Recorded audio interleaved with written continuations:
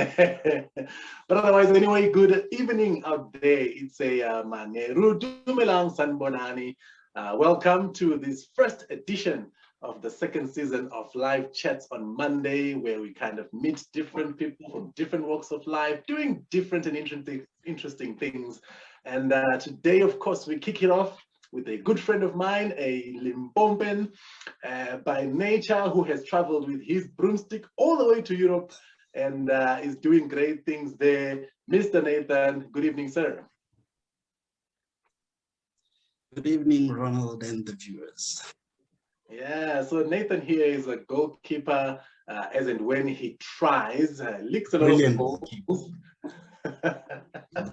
Licks a lot of goals and rarely wins trophies, but that's fine. We'll deal with that another day. Also minister of the gospel, but an auditor by profession. And I think the thing that's really interesting for us to call you here, Mr. Nathan, is the fact that you're working in Luxembourg, somewhere in Europe. And I think the very first question before you even ask anything else, why Luxembourg? I mean, we would need literally to look at a map for that. We generally don't know. We know London, we know Paris, we know New York, Hong Kong, Maruenaware. Out of all those places, Luxembourg. Why? Yeah, that's a very interesting question, because before I even actually applied for Luxembourg, I didn't even know that there was a Luxembourg. I didn't even know as to where Luxembourg actually is. But Luxembourg kind of like just fell on my lap, basically, because my initial plan was that I initially wanted to go to the UK. That's where I actually wanted to spend some time professionally, mainly because the UK is pretty much almost like the UK when we talk about England. It's pretty much almost South African, because if they drive on the right side, and they also predominantly speak English. So I think that would have been more of a comfort zone, but at the same time also working in Europe. So how it happened, I ended up in Luxembourg, was that there were some secondments that were being issued at my workplace. So I applied for all of them because I just wanted to be in Europe. I just wanted to spend some time in Europe. So I applied for all of them, but initially I wanted the UK. I didn't get the UK, and then I initially also didn't get Luxembourg. However, I spoke to the director. I was just having a conversation with them. I was just having a conversation with them, like, okay, fine. When it comes to applying for Luxembourg, what exactly is it that you are looking for, and what exactly is it that you would be, which tips would you give me in order for me to actually make it into those kind, because those interview sessions were actually kind of rigorous and they were kind of hectic. So I just wanted to get some pointers, because wherever it is that I stumble, I always go back and try to find out, okay, fine, what is it that I can do better? So he then just mentioned that, okay, fine, Luxembourg is actually offering a 12-month, there's a 12-month self-select secondment that I could actually apply for. And I just applied in the sense that, okay, I wasn't really expecting to get it. But then I was like, okay, no, it's cool, I would be interested. And then I totally forgot about it. Then a few months later, I got an email from the lady at HR who told me that, okay, fine, there's an opening. Would you be interested? That's only when I started doing research about Luxembourg. I did not know anything about Luxembourg. I cannot tell you that I just handpicked it and said that, okay, fine, out of all these countries, there's Netherlands, there's London, there's Ireland, there's Germany, Luxembourg, this is where I want to go. Nah, that's not, that really isn't how it happened. Luxembourg met me, and I was like, okay, I don't know Luxembourg. None of my family members have been to Luxembourg. Let's see what Luxembourg has for me. And I think it's those countries that we kind of expect someone to say they're going to go in Europe, they're going to work in Europe. We expect Switzerland, we're expecting Germany, we're expecting England, like you just said, which is almost the norm. Some even want to go to Harare, because it's like up there, like with those European capitals and all. But we understand Luxembourg. And I think the motivation then becomes a very interesting thing to say, what had actually motivated you from the very first place to actually go and want to work outside of South Africa? So it has always been my goal, honestly speaking, because I had never been outside of the country up until Is it 2 or 3 years ago? It has to be 2 years ago. I'd also never actually been on a plane. So I just told myself while in varsity that I wanted to work for one of the big fours. And one of the main reasons why I wanted is to get international experience, because I started working late and my peers were like well ahead of me. I mean, when I started working, my very first manager was younger than, and like I'm still a junior consultant, and then he's like four levels above me. So I realized that I needed to kind of like make up and fast track my CV, so to say. So even though they say experience is experience, but I realized that working in South Africa, once you have that international experience on your CV, it kind of sets you apart, because I've worked in HR before as well. So I didn't just start off going into auditing, like I had to take steps. So I realized that once you have that international experience, it kind of sets you apart. So that was the main aim as to why I actually wanted to get that international experience very early on, because I'm like starting, I'm at the bottom of the food chain and age is not really on my side, even though, yeah, they say don't put too much pressure on yourself, but it happens. Like, let's not lie. Like you get to a point and then you're like 25, like I'm still an intern at a department and I'm earning a stipend, and you're a guy on top of that. You can't really make long-term commitments. So I kind of wanted to actually just get that on my CV that, okay, let me just get international experience. Apart from the fact that I also wanted to visit other countries, but not at my expense.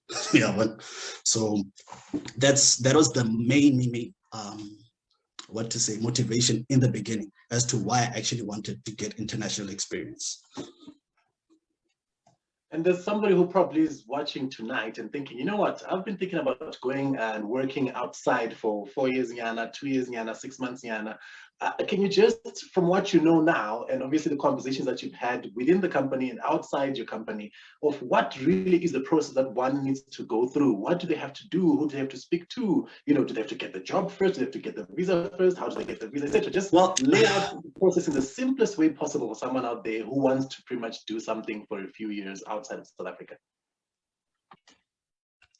Okay, so there are two ways to answer your question, right? Like one, I would need to know if you are asking from a more professional as to how I actually got to work in Deloitte Luxembourg, or are you asking about the processes to actually like applying for your visas, like getting approvals, like you know, getting your work permits? Like I need that, because there are two ways in which I could answer that one. The other one is more internal, like with regards to how I actually landed here, because I'm not here permanently. If you can just potentially just try and hit both, actually, maybe just the job first, and then maybe the visa process after that as well, so that people can just have a general idea. Of course, it's going to be different for different people in different companies, but just in general, you know, something like that. Well, in my company, I think we were lucky enough because there's pretty much a program that actually allows for this, where it's like towards the end, because in Europe, towards the end of the year, it's what they call the busy period. Almost in like all the major firms within Europe, there's what they call the busy period. So what they would do is that they would then reach out to other member firms and then just second a few resources. And that's the opportunity that we would actually take advantage of, to actually apply for those secondments. And then you spend some time in Europe. Usually it's like the short-term secondment, like your 3 months to 6 months, and then you get some experience in Europe, and then that's when you come. So that's the main process that we actually take advantage of. When it comes to actually moving on a permanent basis, personally, I have found that LinkedIn is your best friend. Like creating a very strong LinkedIn network becomes your best friend, because that's where I actually also took advantage of to get the opportunity to actually move here. So that's my part. As to moving to other companies on a permanent basis, it's a bit of a tricky one, because I don't have personal experience in that, but I did find that the minute you have once you have updated, that's why I talk about LinkedIn. Once you keep on updating and then you keep on commenting somewhere along the line, are you out? Especially if you are in those high demand kind of sections. Recruiters actually eye you out. So the minute I updated that, okay, fine, I've started in Deloitte Luxembourg, my inbox started flooding from all over the world. Now I started being spoke for choice. So that's my personal experience with regards to how to actually land in from a professional perspective. Like I was very blessed with regards to the company that I work for, that they have this kind of program that actually gives us the opportunity to actually work abroad and work in different countries. And then when we talk about how it actually, let me just talk about my project, because mine was a bit different due to the fact that I was doing all of this during the pandemic period, right? So I was supposed to move around May. That's when my contract was actually initially supposed to start, May 2020. But then, you know, COVID struck around March. That's when everyone just shut down their borders. So I remember the day I got the email, Nathan, we regret to inform you that we're going to have to put everything on hold. And there I was thinking that, okay, fine, maybe it would be like much. Remember how the lockdown started? Like it was a couple of days now. And then family meeting, I don't know, next week, family meeting. Up until now, we're still in a family meeting. It's been over a year now. So everything froze on my end. Everything froze. I didn't know what was happening. All I had to do was just keep the faith. That's all I could really do. Just keep the faith and keep hoping that somewhere along the line things will open up. And by God's grace, Luxembourg also didn't give up on me. Pretty much they wanted me. That's why me and Luxembourg, we met each other. Because now they also, in as much as I wanted to come, they also wanted me to come. So if I would, sometimes I would be quiet and then they would just send an email, Nathan, we are doing all we can in order to actually get you over. So that kind of made me feel like wanted and a special man. So, but then it was around, what was it? July. It was around July when I received my temporary work permit. That's when I realized that, okay, now things are going to start happening. And from then on, I applied for my visa. You know, they want my criminal record. Luckily, I'm clean. And then I sent it through to them. And now, after getting my visa, now comes the challenging part that, okay, my contract is starting in September. But now, the challenge, I need to get a flight out. Coming from a third world country. That became a nightmare. I think 6 flights got canceled. Like I kept on, like you book, and then just as you're about to leave, they're like, okay, fine, we have to cancel. The flight has been canceled, refund. Okay, cool. And all of these things are being done by Luxembourg, the office that would be receiving me. All of these things are being done. And by the time it got to the 5th, I started questioning myself that, okay, fine, is this actually meant to happen? But the office just did not give up on me. Like it kept on. Every single time it was canceled, they kept on getting a new flight. It would be canceled, getting a new flight. I remember when they canceled the 6th flight, that's when I was like, you know what, man, I'm done. This is not happening. And at some point, like, because each and every single time, you know how you have to update your family, okay, fine, I'm leaving on this day. And then the flight gets canceled. Imagine having to explain to your grandmother why the flight got canceled. And then now you're explaining for the 5th time. After the 6th time, I was like, no, I'm not telling anyone when I'm leaving anymore. Surprisingly, when I kept quiet, then my flight left. So it was an emotionally taxing experience. Like it really tested my patience, it tested my faith. Like at some point, I just felt like, you know, maybe I should just, you know, let's let this thing go. But I think those who know me very well will know that, like, I just hold on. Like as long as I believe, as long as I want something and that something wants me as well, I just hold on for as long as I can. And that's exactly what happened with me actually getting through. I can only imagine, man, because I think probably on the 4th or 3rd, I probably would have lost it already. And you actually went on to the 6th cancellation. You've got some patience. Like it tested. Some would have thought I was actually, but like it the fact that Luxembourg was also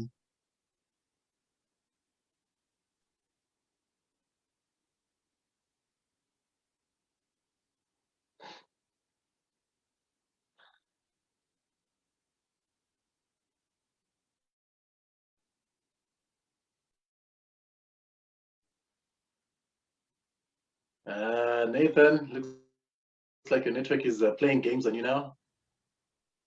Can you hear me still? yeah, yeah, I can hear you. There we go. There we go. So, check. I'm thinking now, after all that you had to go through, of course, you've gone through the paperwork, you've done everything that needs to be done, you've checked all the boxes that need to be checked, and you're sitting on the flight. Then you arrive in Europe for the first time in your life. And how was that first week, first 2 weeks period? I'm imagining the adrenaline, the excitement of seeing new things. How was it for you? How was that experience, if you remember it all?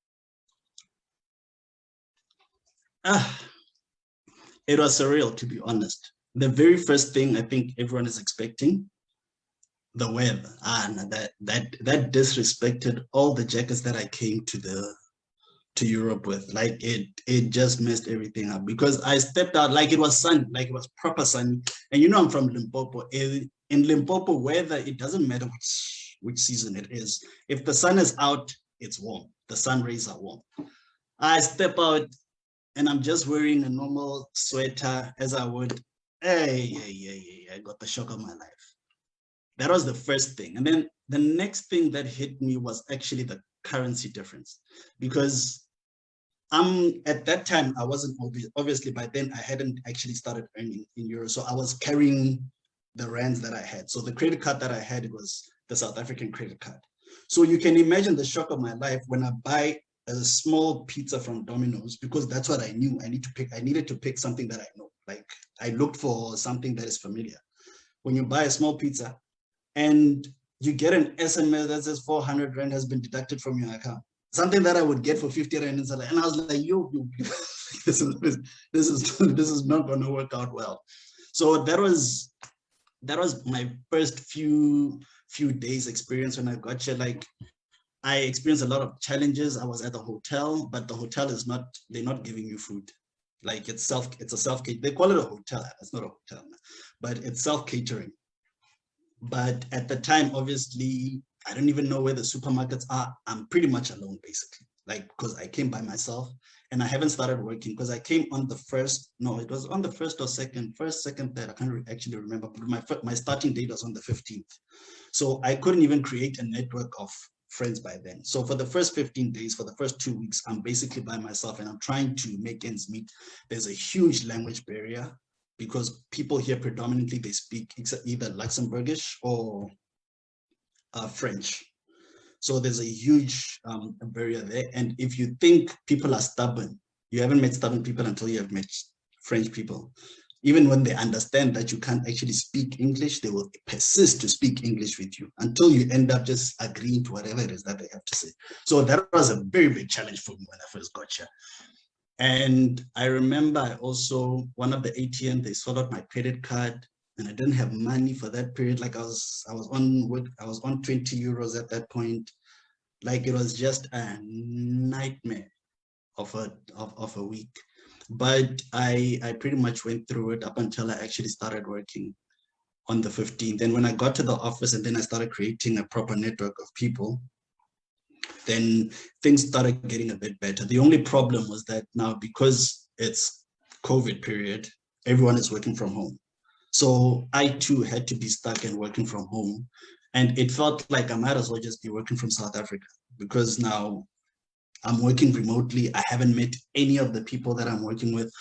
All the onboarding things are being done online. You're not getting that feel, like that experience that I was looking forward to of working in a new office, meeting new people. I'm meeting them online. I was like that I felt like it stole something from me, especially during the festive season, with how I had envisioned my first few days in my new workplace. So yeah, that was my first few days But yeah, it's a mentally challenging thing, but just hold on. I think I'm thinking you are a very sociable and outgoing person, and that must have been a bit difficult to find yourself holed up in a hotel for 2 weeks, and then now you start to work, and you're working still online, away from people, kind of thing. And I'm trying to think, what are some of the culture shocks that you'd want to warn somebody who's about to go work outside to say, hey, you have not seen something like this. This I only saw because I had gone outside of South Africa. I wouldn't say it's a culture shock, but it's very, it's quite, here's one thing that actually shocked me. The discipline of, maybe it's Luxembourg, but the discipline of people on the road is something that I never experienced. You know how Trevor Noah says that in South Africa, a robot is basically a suggestion. Here, they obey the law to the T, because one of the first things that happened when I first got here, it was the first few days. So I'm walking outside, and then I get to a pedestrian crossing, and then I look across, it's red, but then it's like it was on a Sunday. So as I'm looking left and right, there are people standing on the other side, and I'm standing on the side, right? And then I look around, and then I see there are no cars. Naturally, in SA, what you would do, if you look to the left, look to the right, there's no car coming. Naturally, what you would do is you cross. So here I am, and I'm crossing freely. I'm like, I know there's nothing coming. To my shock, I'm looking straight up, and then all those people are still standing, and they're all looking at me. And then I look behind, the people behind me are still standing, they're all looking at me. So I was like, okay, fine, I'm already halfway, let me just walk by and go. And then only when it turns green, that's when they start walking. And I'm like, but there was absolutely nothing. So, and for the first couple of weeks, I had actually not even the first couple of months, I had not seen a single car accident on the road. There are cars, but I had not seen a single one. And you get to ask yourself that for a person who used to travel from Pretoria to Joburg to go to the office, and almost each and every single day you meet a minimum of 3 accidents on the road, what is it that the Europeans are doing different? What is it that they're doing? And it boils down to the small little things like the discipline that they have on the roads. Like it's something that I looked at and I was like, you know what, if just you could go very far if you just have that discipline. Because even with that discipline, it then also went into my workplace. You know, there's motivation that, like, I can't remember who it is that actually mentioned that there's a difference between being motivated and being disciplined. And learning to distinguish between the two is what determines how far you're actually going to get. Because motivation, okay, fine, I got a new job. Here I am, I'm motivated. But after 3 months, I'm not being paid well enough. Then my work ethic starts slacking. And then, okay, fine, you get a promotion, you start working, no, now I'm motivated. I'm not being, like, you're never really satisfied. That's where motivation actually fails you. But then with discipline, it becomes consistent. It's that thing that you are doing it because it's the right thing to do. Like, it's because this will actually feed where it is that you're going. So for me, I don't know if it's valid to actually mention the discipline part of it as a culture shock, but it's something that stood out. One of the first things, it's a lot of things that I could mention, but if there's one thing that actually stood out for me in the very beginning, it has to have been the discipline that the Europeans have. And I'm thinking now, of course, looking at it from the other side, with you are now a South African, you are now literally a foreigner in another country. And people are looking at you with that foreign eye. You know, some of us were on out shame. We're used to it. So Azim, you know, you've been treating us otherwise since we came to South Africa. You know how you treat us.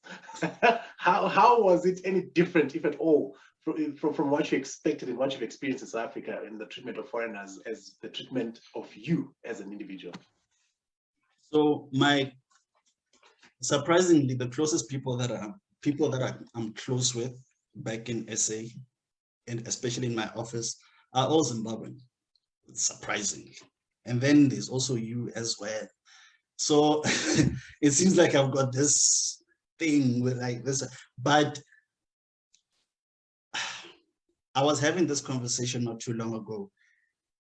As South Africans, I really think it would be necessary it's very advisable to just get a touch of being a foreigner in a foreign country, especially in Europe.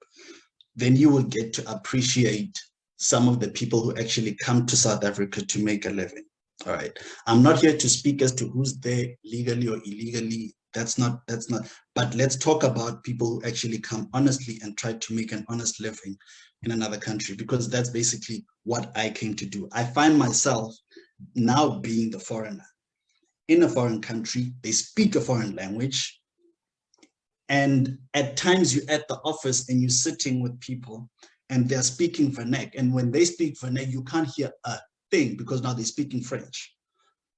And now you get to feel why some companies stress it so much that we should all use English when we're in the office to include everyone. Because now I got to, not to say that they were speaking about me. If they were speaking about me, then Lebo. But when I got there and they like sitting and then they start speaking Vernac, I felt so excluded. And then immediately it just hit me that this is how people from Nigeria, people from Malawi, people from Zimbabwe would feel in a South African office. They don't understand any of the other languages that we speak. And when we are told that, okay, fine, we need to speak only English, then we want to Zawalaza and say, oh, no, this is an official language. Then I really, yeah, fine, I understood it, but I really got to understand it and grasp it once I started working here, because it's not an English speaking. And the beautiful thing about it is that there's no master pronunciation because everyone has their own language here. So Luxembourg is a very, very, very small country. And within my entire department, we have over 53 different nationalities. Like I haven't met a single person who was actually born and bred in Luxembourg. So it's like a whole lot of people who are coming into Luxembourg in order trying to make a living. So it's like there's a whole lot of foreigners here in the same office. But then you become a foreigner because now you are from Africa. Like your foreignship now it becomes it gets multiplied, because now you are not only not from Luxembourg, you're also not from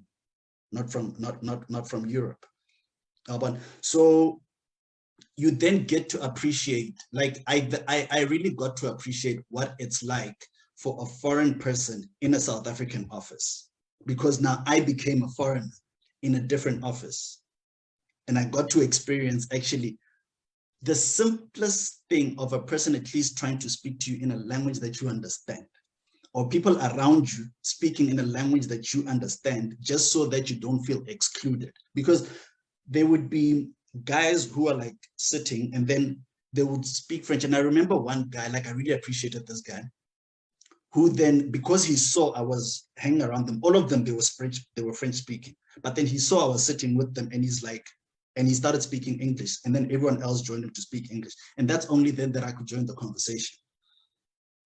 So you get to really appreciate what it's like to be a foreigner in a foreign country, because not everyone is coming to steal your job, guys. Like, I'm not here to steal anyone's job. Like I really am not. Well, I don't know whether that's what they do, but I'm not here to steal anyone's job. But you get to appreciate that there are people who are actually really just trying to get an honest living.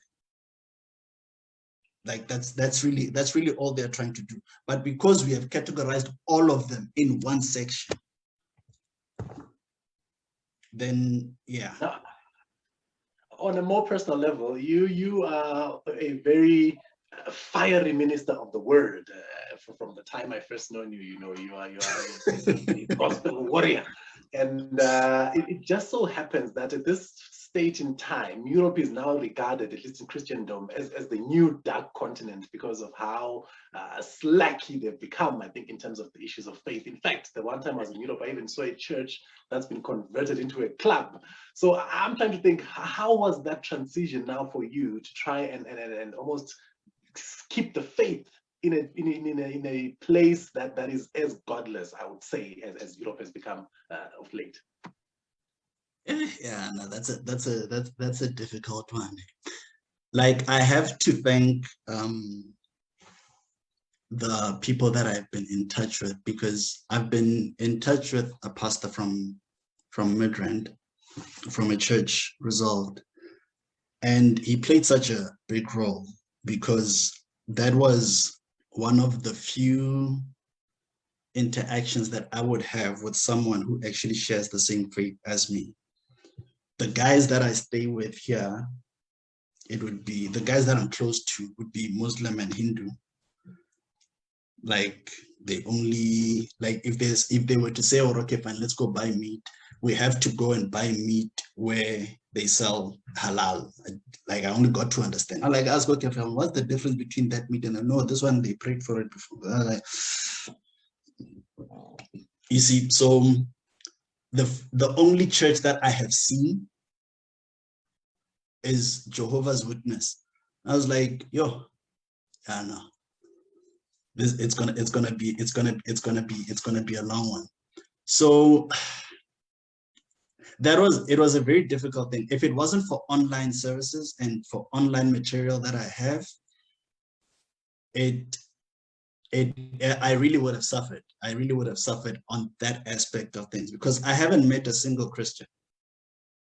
Like in the world, like maybe I have met them and I don't know that they are, but I haven't really like that thing that we can engage, that we believe in, Father, Son, the Holy Ghost, that Christ died on this day, he rose again on he was born of a virgin. I haven't really met that individual. As a matter of fact, I got to a point, like I had a very eye-opening conversation I was sitting with a Hindu and a Muslim guy. And then we just had a conversation that, okay, fine, guy, like, just tell me what is it that you believe in and what is it that you believe in. And just to cut the story short, I won't really get too deep into it. I then just got to discover that actually all of us, the three of us, we all agreed on one thing, that there is a God. There is an Almighty. All of us believed in that. Like we all believe that there's an Almighty. The only difference comes as to the way to the Almighty, the middleman. That's where we all differ. That's where we all differ. And we all agreed to disagree because now I cannot be standing as a stringent Christian and say that, no, this is the right way, your way is the wrong way. You need to respect that once you believe that this way is the right way, there is also someone who's looking at you and saying that this way has worked for me up until here. One of the guys that I was working for, he tells me that, okay, yeah, there's a river in India where they go and they dip themselves in for good luck. And he also dips himself in there for good luck. And the guy's a manager and he's doing well. How do I now come and go and tell him that, no, that river was total superstition? It's been working for him for all these years. So you get to a point where you actually, it's not that you don't conform to it, but then you just get to appreciate and understand and respect other people's beliefs. So that's what I've actually had. Otherwise, I will not have any friends whatsoever. That river is called the River Ganges in India. Are you considering going to dip yourself now? No. Christ has been working for me. No, Christ has been working. No, he's been working. No, it's been working for me. No. I appreciate you coming through, Nathan. I think for that last point, which I think a lot of people actually want to know, is the familial connection. Like, how was the living behind of the people that you love? I know, of course, you haven't really put a ring on it yet, so you don't have that much of a connection in terms of the legal aspect of it. But yes, you've got a dad, you've got siblings, etc., etc. I won't mention, of course, your marital status. You insisted I don't, but hey, I'm sure. How was that? The living of the people that you love, and of course, then trying to adjust for such a long time without having those people around you. It takes mental preparation before you actually leave. Like you need to prepare yourself mentally and just understand that there will be scenarios that will actually cause you to want to go back or want to miss home, but mentally prepare yourself, because I mentally prepared myself that I am here for 12 months. I mentally, like, come hell high water. I knew very well that I was leaving during the COVID period. My dad is elderly. He's on the other side of 50. My grandmother's on the other side of 50. I've got younger brothers as well. Did I say my sibling? Oh, no. Yeah, my grandmother's on the other side of 60. Okay. So I mentally prepared myself because immediately when I landed, within a month, not even a month, yeah, just over a month, there was a tragic death within the family. And then now I struggle to come here. So now I'm thinking, do I need to fly back home? But then I need to remember that it was very hard for me to actually come to Luxembourg. So now you stuck with the decision that, okay, fine.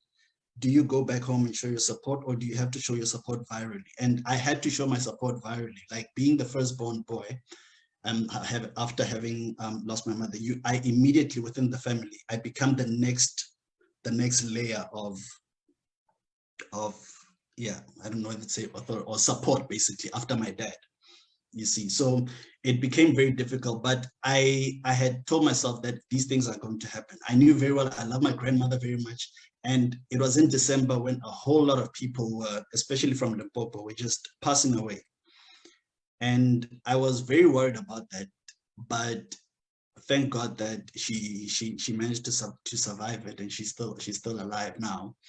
But it's something that you mentally prepare for it, and like you have to thank God for technology, honestly speaking. Like you really have to, because that's the one way that I actually managed to keep sane. Like the video calls that I was having, even though they were few and far in between, it really assisted. It's just that when I was back home, I didn't really see them that often, but it's always better to not see them when you have the choice than for you to actually not have that choice taken away from you. Now it becomes even harder for you to not see them, because back then I could see them, but it was that thing that it's my choice. But now it's that thing that I don't have a choice. Like I really can't. So it was a difficult transition, but here I am 10 months later, still going, and I don't regret it one bit. And I think any parting shots then from you, Mr. Nathan, before we let you go to enjoy your summer as we are freezing down here in Africa. Yes. And what's the last thing perhaps you want to tell us tonight, and just encourage us with if there's anything? I really would encourage anyone very early on in your career to seek international experience. It's one thing, your mindset will never be the same afterwards. Like you really need to do this before you actually bind yourself to long-term commitments. Do it while you still have that freedom on your own. It's a mind-blowing experience to experience a different culture, and it tests your emotional threshold more than anything. It tests your resilience more than anything. At some point, you'll feel like giving up. At some point, you'll really feel like you just want to go home. But your character will truly never be the same once you have that international experience. And you'll also get to appreciate a few things that you took for granted as well. And you like one thing that I really got to realize when I got here is that really making money isn't everything. It truly isn't everything. So that my advice to any young person who's in varsity and thinking of working very early on, even if it's not for that long, just get that international experience under the belt. No, thank you very much for that, Nathan. I think we really appreciate you giving up your time. You know, being in Europe, you're a very important man, and you've got more important things to do, I imagine. But I hope you enjoy the remainder time that you have that side, and we look forward to seeing you soon. And for everybody who's been watching, I'm hoping, of course, you've kind of gotten more enriched about this experience, of course, of going to work elsewhere, abroad especially, and try to get that experience, like Mr. Nathan says, before you make those commitments. And I suppose we'll talk about the after the commitments, when Nathan can be in a position to tell us exactly about those, as and when that, of course, takes place. But thank you very much, my chief, and I hope you enjoy the rest of the evening tonight, sir. Thanks for having me, Ronald. Everybody else out there, good night. It's a first edition of Live Chats on Monday. See you next week, same time, when we talk about more interesting stuff with interesting people. Adios. Hello.